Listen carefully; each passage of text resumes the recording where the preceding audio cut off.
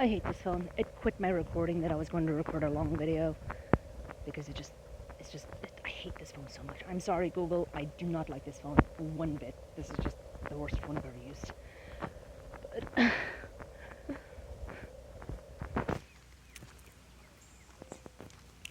I like recording because I can ramble.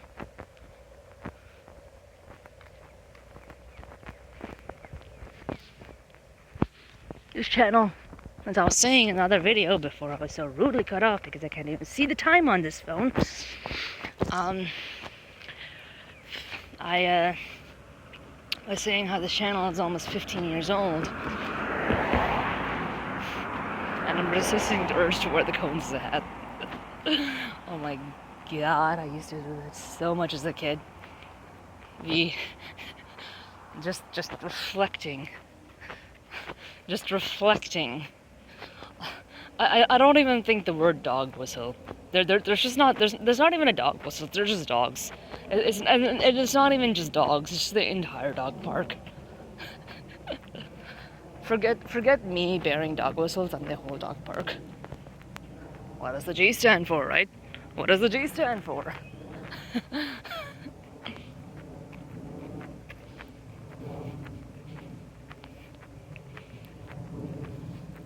But yeah. I know that half the reason why I haven't been recording any of these videos is because, like, you could easily dox me. Like, I am one of the most easily doxable people out there. You can dox me in 2 seconds if you wanted to. But that's exactly why I don't care. Because I would love to see someone actually try to come after me at this point. Because if you had to come through... First of all, I live right next to Disney. Like, the place behind my house, my neighbor's house, is a lake, and behind that is all of Disney's greenery.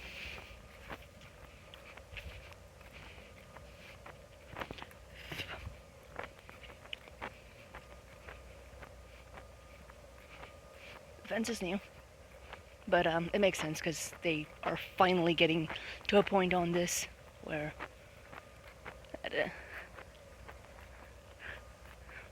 this one's been building very, very slowly.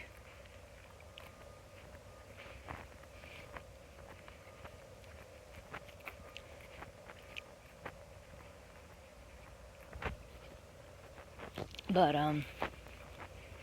yeah, so when I first moved here, none of this was here. As a matter of fact, that mansion that's on that side, that wasn't here when I first moved here. I remember when there was an entire open area. I don't know what was there before, but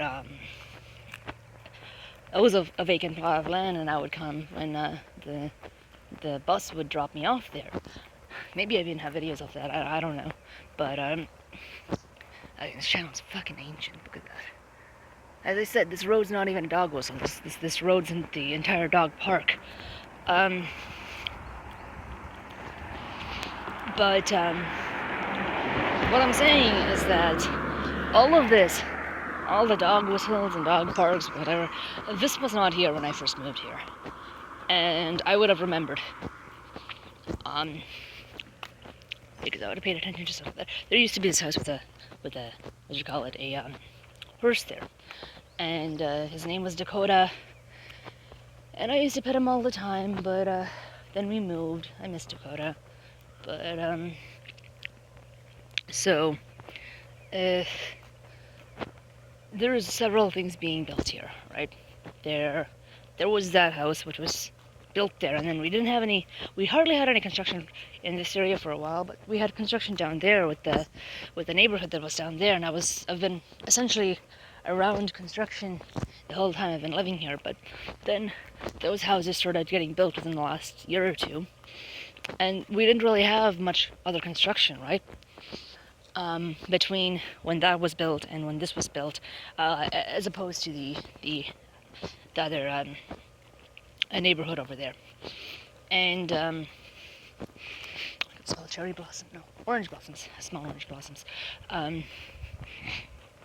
So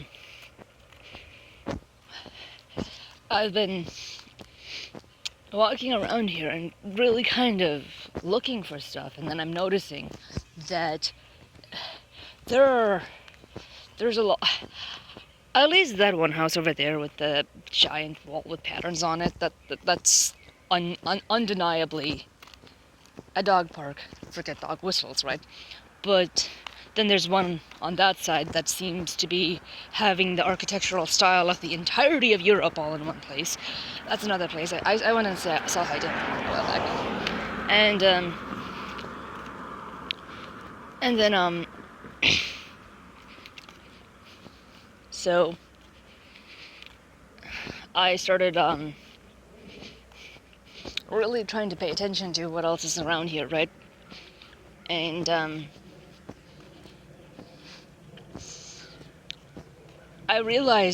I'm only now starting to realize just how many layers deep I am stuck. So we're gonna count that road as the main road of where we're going to start counting the number of levels there are that takes to get into my room. And I know that from my mom, we have the questionable basement, right? But from that was the old owners, a storm shelter. That entire house is really, really weird, and that house has lore. So if you go from my front door, then there's a door between the hall and the area with my parents' room, and then there's a door to my parents' room, which is the third door. No, yeah, that's the third door. Then there's a door to my parents' bathroom, right? And that's 4. There's the door from the parents' bathroom to the closet, which is 5. Then there's the door from inside my parents' bathroom to my mom's side, which is 6. And then there's the spooky basement, right? But then is my room, right? There's not that many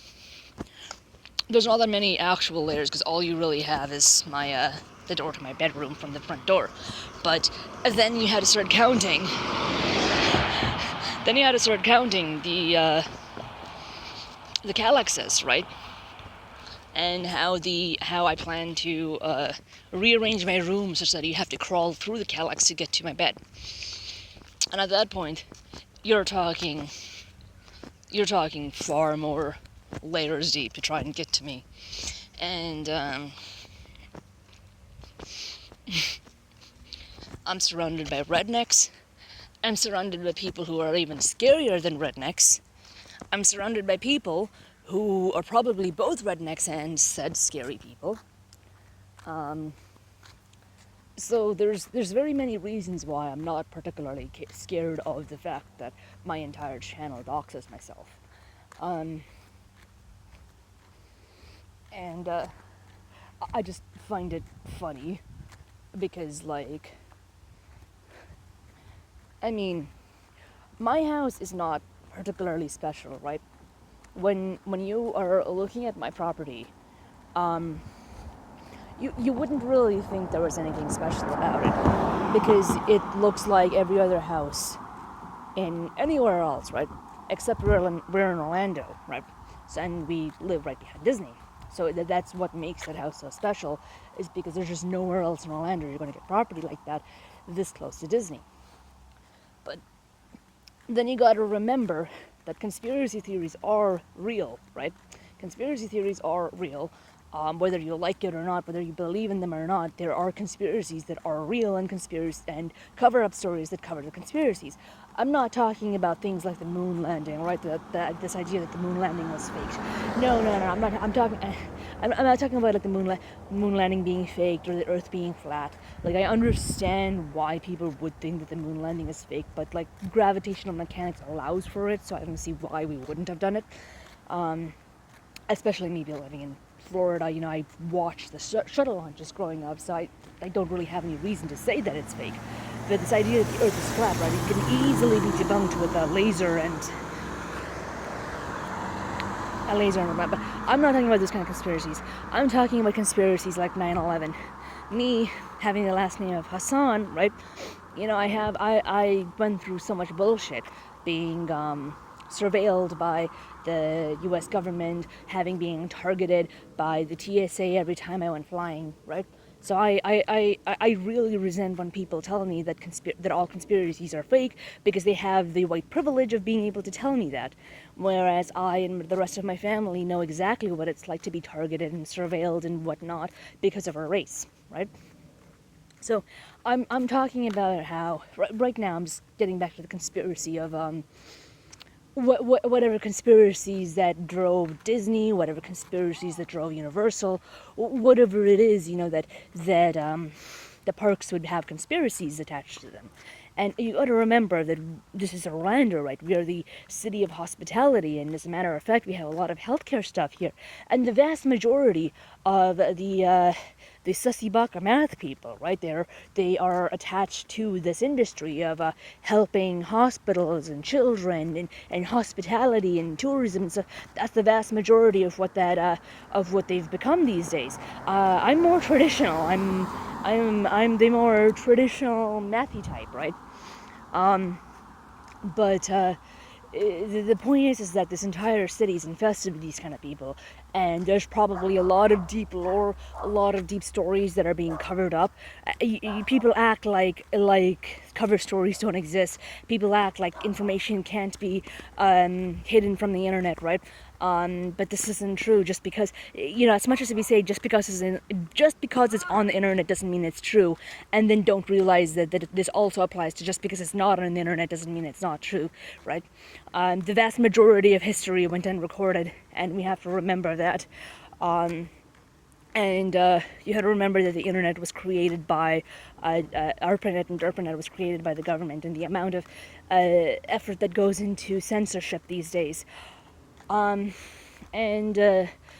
my point is that I don't know what kind of weird curse is on this land because of Disney, because of Universal and whatnot. But when you really think about it, I went to the school right across the street from Universal Studios. I literally was able to see Hogwarts from all over campus, right? And I would hear the Jurassic Park theme, and all I can do is hear that, but like in kazoo version of it, because it's just permanently ruined for me. But there's just this idea that what exactly did the county have planned for the people zoned for Universal, right? I was not in the VPA program, right? I didn't go to I did take the 2 years of graphic design. They manually had to let me take the class, but I took 4 years of professional design, business design. And that was when you started learning design and composition at a very, very professional level, not just an artistic level. Oh, hi there, Blue Jay. At a very, very artistic level, right? A very professional level, because you had to learn how to do composition and graphic design and flow at a level that was deeply professional. And so I took 6 years of that, but I also got to visit the Dave School, which was in the graphics program associated with what is that guy doing?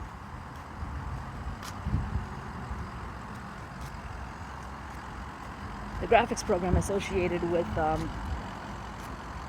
DP, right? And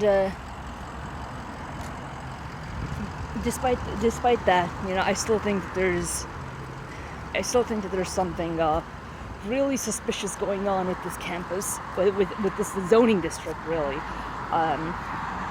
32836. And again, I said I'm not really afraid of doxing myself because I live in a really spooky area, a really, really high visibility area, and I'm very, very hard to get to. Okay. But yeah, so I wanted to walk up to here, and then I'm just gonna go back.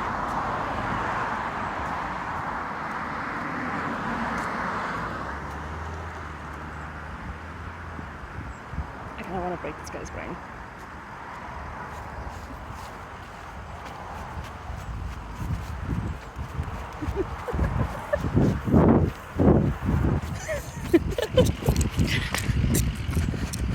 He's going to be thinking about that for the rest of today. But,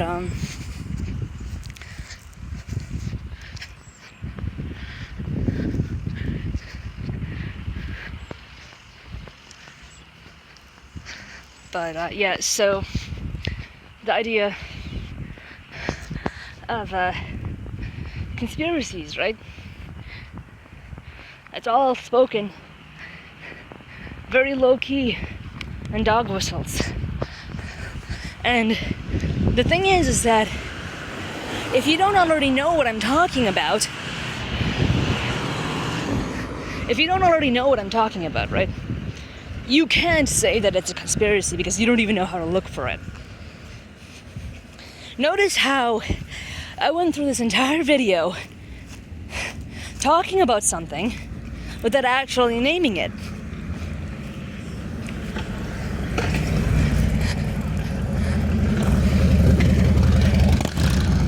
Talking about something without actually naming it, right? And that's how it works, right? That's how it gets communicated. That's how it's like I can't say it's a high visibility jacket, right? It is a high visibility jacket, but only to those who have the eyes for it. Like,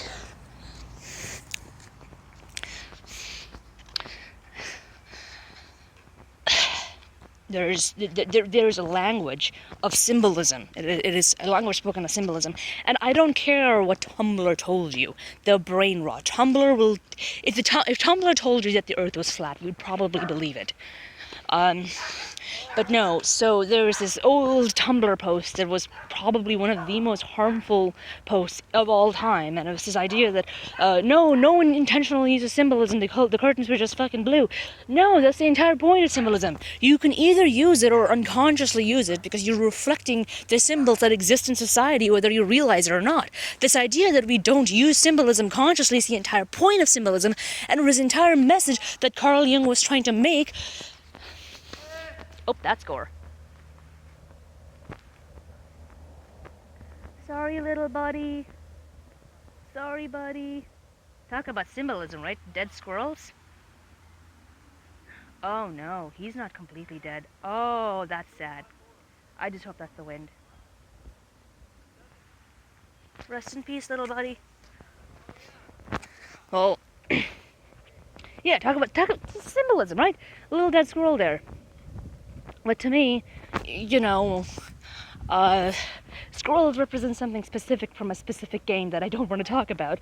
But in the symbolism, of that game, there's this idea of squirrels being a necessary sacrifice, right, in order to allow the game to progress. And this is a whole symbolism about sacrifices and that, and that's the whole point of symbolism. See, the fact that I'm seeing a dead squirrel as I'm talking about symbolism is itself symbolic. Symbolism is seldom intentional, and that's the entire point of it, right? Once you start being able to read the symbols of your surroundings and understand how you can make use of them to navigate your reality, you'll start breaking out of the matrix of your own reality.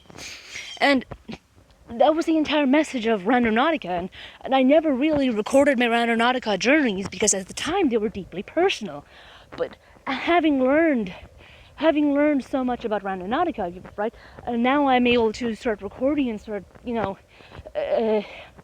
imparting the insight that I've learned. And again, just because I didn't record it, it doesn't mean that it didn't happen. And that's just a deeply toxic bullshit that this society has imparted into people. That unless pick one, do you want a society? Do you want a society that's completely built on surveillance? Do you want a society that's completely built on surveillance, such that everyone can always be sure that everyone is telling the truth? Or two, do you just want to fucking trust people that they know what they're talking about? This obsession with having everyone prove everything is brain rot. It is toxic. It is tearing us apart as society to demand proof for everything, when people are so stupid as to just deny the basic proof, and that the idea is that you have to understand that symbolism does exist, symbolism has always existed, symbolism will always exist, and we exist within the contextual dependence of this symbolism, the contextual dependence of this symbolism, and what symbols mean regardless of whether it's intentional or not, or whether we recognize it on a conscious level or not. People don't even understand how important symbolism is, and they just regurgitate what they're told them about symbolism. They don't know how to read symbolism, how to apply symbolism to themselves, how symbolism does get intentionally used, like in the context of The Great Gatsby, one of the most famous, arguably one of the most famous pieces of symbolism in entirety of literature and history, right? There's a lot of symbolism that exists in society, and understanding the contextual dependence of that symbolism, such as a dead squirrel on its own versus a dead squirrel when I'm just talking about how important symbolism is in the context of society. They say symbolism doesn't exist, right? These have these different symbolisms in the moment, and people, and I say this as a data scientist, people ignore that as data because it's inconvenient to them. And when you go into machine learning, once you go into machine learning and understanding that AI is all about seeing these micro correlations that otherwise is invisible to the untrained human eye, you can't tell me, you come and tell me that it's not real, because that's fundamentally what AI is doing. It's fundamentally praying through this feature set, and using feature generation and multiplying things to get the highest correlation value that works. And then you take that and you put it against your, you take your training set, and then you put it against your model, and then you put it against your test set, and then after your model gets made, you put it against your validation set. At the end of the day, no one still understands what exactly is the conclusions it's drawing. It's just that it works, and we accept that, right? At the same time, when I do it as a human, you call me a delusional conspiracy theorist, or some sort of, you put me down for being a pagan or whatever else it is I am, right?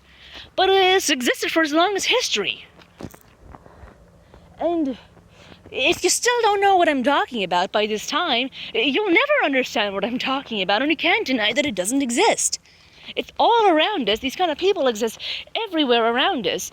And once you start being able to read the symbolisms, once you start being able to spot the symbolisms and understand how to use those symbolisms either consciously or unconsciously, as I have, and I've been doing it unconsciously a little too well, there's that's an entire other video for entire Walkland. You start using that as a means to communicate to these people. You'll start to understand where they are, how to get there, and that it's a very real phenomenon, even at its conspiracy level. A lot of people think that it just ends there at the hospitality and whatnot. That's just the superficial stuff they put online, because the further knowledge is dangerous. And if you can start understanding how to spot that symbolism written behind what's online, what's everywhere out there, you start to understand that a lot of what's out there is just curated and tailored to make sure that certain things and certain information gets covered up because it's dangerous knowledge. It's like trying to find the specs of whatever nukes they're building right now, or specs for some nuke that existed in the 90s. You want to go and find all of the specs for the Fat Man? I've dug for them because one of my friends is really obsessed with nuclear history. I found the specs for Fat Man at one point, and all it was is just the actual the profile. I found the profile specs of it, so I can take that and 3D model the Fat Man. But I couldn't find anything else about the Fat Man. Do you want people to know how to build nukes? Just because it doesn't exist out there, just because it's hidden from the internet, it doesn't mean that it didn't exist. It doesn't mean that it doesn't exist. Just because it's logical and rational to you, just because something is not rational to you, it doesn't mean it didn't happen. And that's the entire thing behind conspiracy theories, is that a lot of people don't recognize that conspiracies are more than just, the moon, the people denying that the moon landing exists, or that this idea that the earth is flat. 9/11 is a really good example of that, because yes, 9/11 did happen, 9/11, the planes did crash in there, but the US ultimately was funding Al-Qaeda. The US ultimately probably caused 9/11 so that they can push the Patriot Act, so they can push surveillance on everyone as with Muslims as the scapegoat. And me being, at the time I was a Muslim, but this idea that we aren't, that it's very, very toxic by very, very privileged people who don't understand what it's like to be the target of conspiracy theories, the target of a lot of this bullshit because of plausible deniability. They're being brainwashed by the people, and they don't understand how brainwashed they are. This idea that they're not able to acknowledge that people do get targeted and to demand proof from people who are getting targeted by such conspiracy theories. And you forget that they operate on this idea of plausible deniability, and what it is gaslighting. It is a form of gaslighting, and when people enforce and encourage this idea of demanding proof, that is also a form of gaslighting.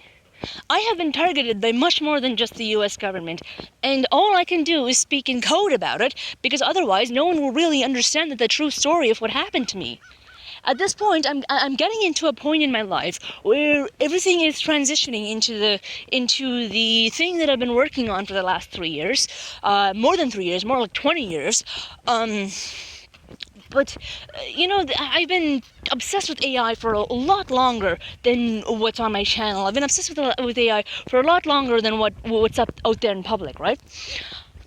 And my channel itself shows that back until I was as old as this channel was, right? And even when I was a kid, I was obsessed with AI.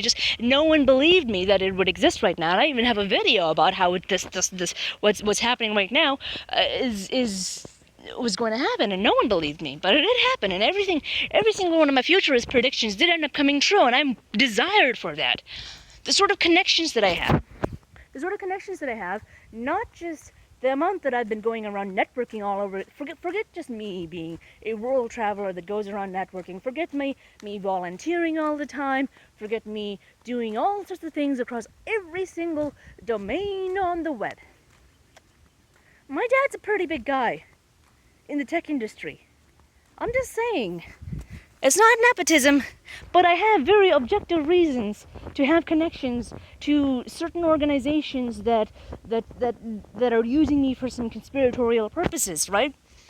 And the sort of again, I'm talking about dog whistles and dog parks. I've been exhibiting it since I was trying to find out where the original source was, right? What started it all? Like what started all of my obsession with math and tiling and everything, right?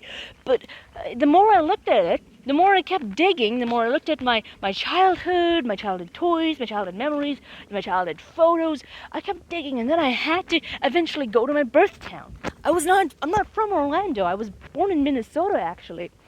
And what are they building there? This is not a house. It's a mansion, that's for sure.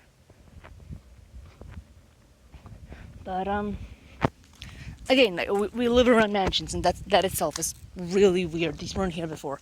But so this idea that I was looking at my childhood hospital, right?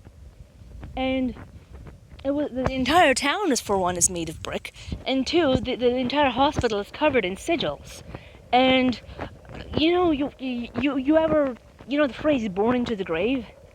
I'm born into I'm born into the wall, right? I was born as just another brick in the wall, and I would sing that all the time as a kid. As a matter of fact, there's another dog whistle, right? I would sing the hell out of that song. I feel so bad for everyone that recognized exactly what I was, but couldn't say anything. Except, no, they did. Ever since I was in middle school, everyone, at least when I was in middle school, who knows what was going on in elementary school, because I was obsessed with Ben Franklin at the time. And I don't know. I probably was calling myself one for a long period of time, and it was just erased from my memory because everyone else kept calling me one, right?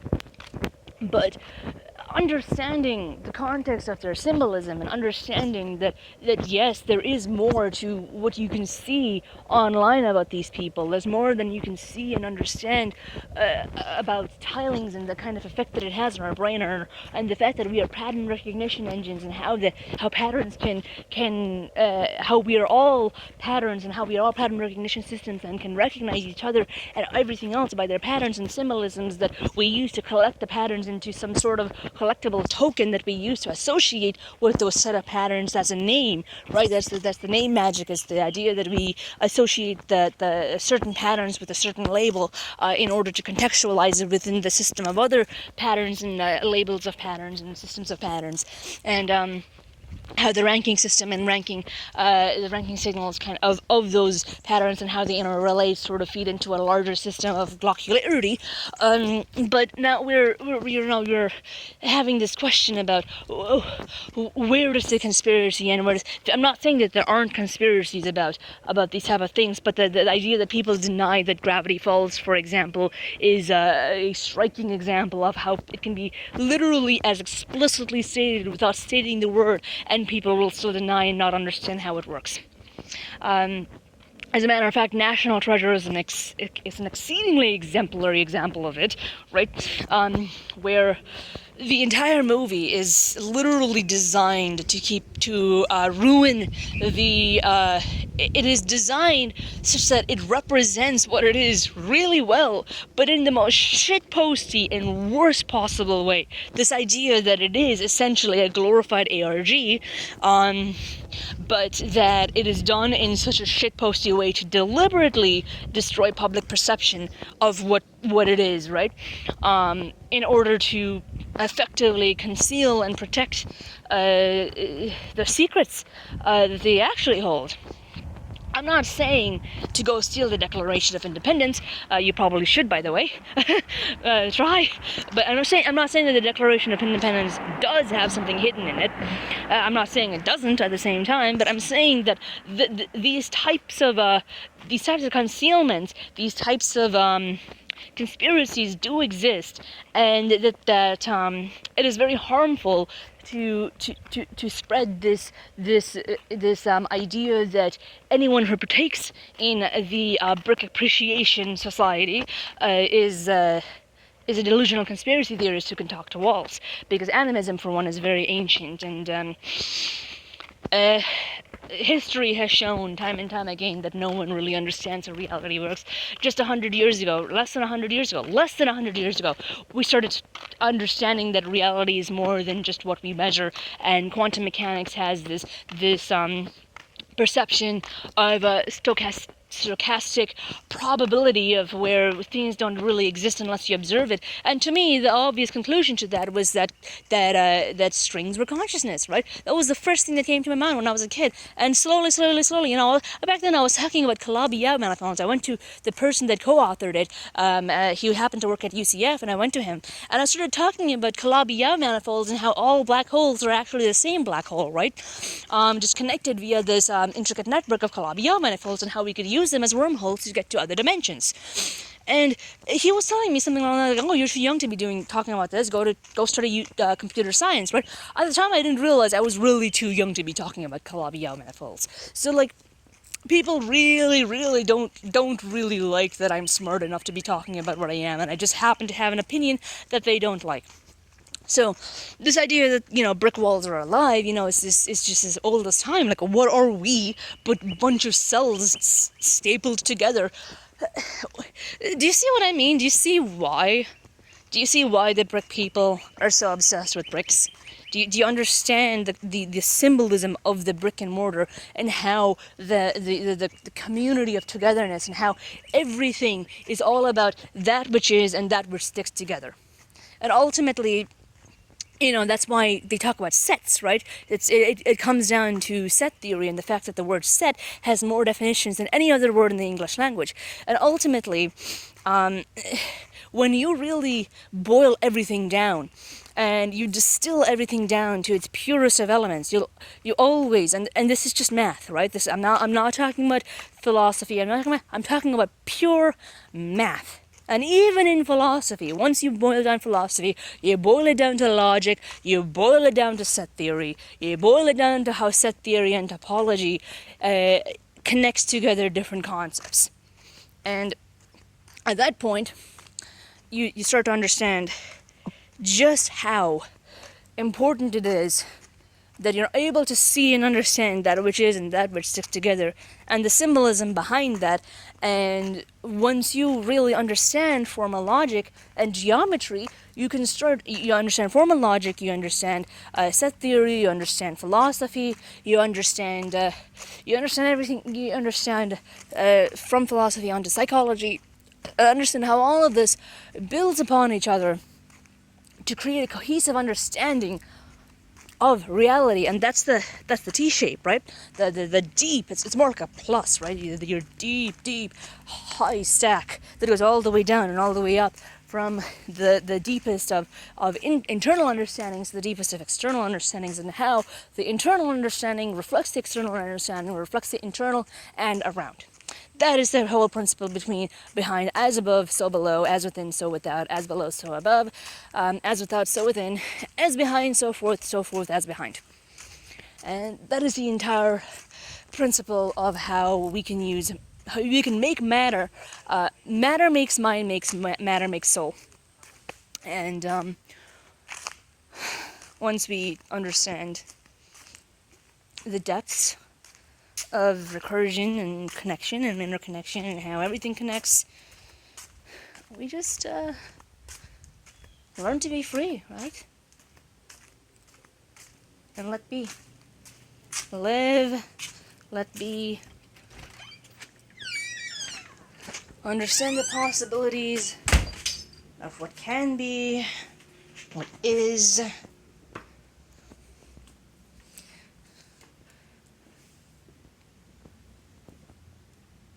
And how we can use our minds. Once we master our minds, we can make our realities. Regardless, I don't care if anyone thinks it's possible. Do you think I would be in the situation I'm in, and the situation that I'm going to be in,